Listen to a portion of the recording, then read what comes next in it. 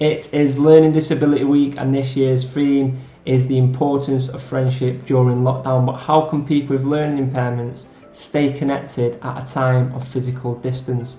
Hello people, I hope you're all keeping well, keeping your distance and keeping safe. My name is Ben Andrews. I'm an expert in inclusion for disabled people, and this channel is dedicated to just that. If you're into this type of content, make sure you hit that subscribe button and ring that bell. In this video, we're going to be exploring the impact lockdown has had on people with learning impairments and their ability to maintain friendships and what we can do to support this. So with that being said, let's get into it. For a lot of people with learning impairments, days spent at day services, social clubs and accessing community-based provision are now spent indoors.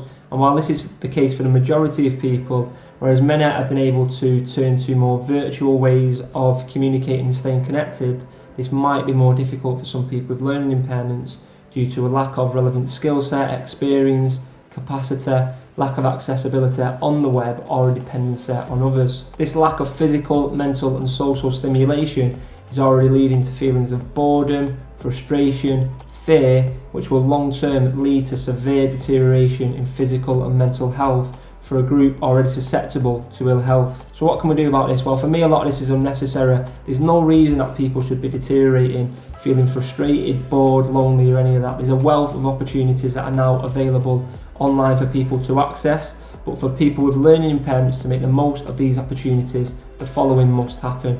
So for people providing opportunities online or organisations, you need to make sure the opportunities are accessible for people with learning impairments, so easy read, really descriptive and lots of imagery. And you also need to make sure once you're creating these opportunities, they are promoted and advertised through organisations or places that people with learning impairments might be accessing, such as charities like MenCap. We've got social care providers and social care within councils, and also parent and carer forums. For those organisations who are working to reduce the impact of digital exclusion, I'm hearing a lot about people who may be from lower socioeconomic backgrounds who need the support. I'm hearing a lot about older people, but there needs to be a recognition and acknowledgement that people with learning impairments and their supporters do require your support at this time. For people supporting people with learning impairments directly, it's about having your voices heard. Reach out to your council, reach out to your local voluntary and community sector organisations who are trying to support people who are digitally excluded. Make sure your voice is heard. Once they're aware, then it's up to them to act upon this, and I'm sure they'd be more than happy to support you through that process. For supporters who may be assuming that people with learning impairments will be unable to operate or don't have the capacity to access this new way of living and the online world, we've been running sessions for 6 weeks now for people with a variety of different learning impairments, and we've had some who've come along with supporters, we've had some who've accessed this provision independently. We've had very few issues.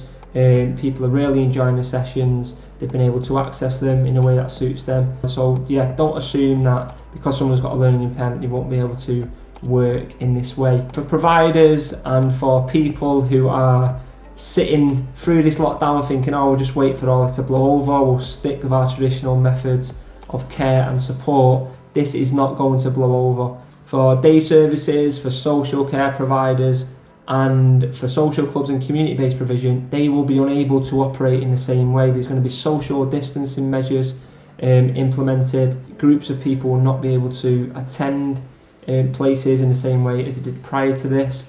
There's also the issue of the longer that you allow people to do nothing and try and see this out, the more their behaviour is going to become ingrained in sitting in, not doing very much.